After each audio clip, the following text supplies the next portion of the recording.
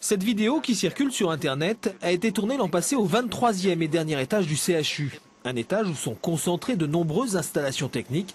C'est l'un des 3 niveaux avec le 2e et le 4e où l'amiante se trouve sous sa forme la plus dangereuse car la plus volatile. Et c'est justement par ces locaux que débutera en fin d'année, si tout va bien, la première phase du chantier de désamiantage.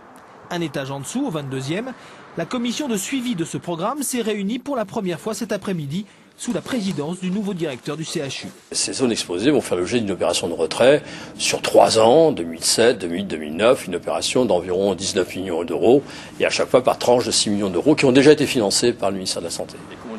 2 ingénieurs experts dans ce type de chantier siègent dans la commission. L'un d'eux a coordonné le désamiantage de l'université Jussieu à Paris.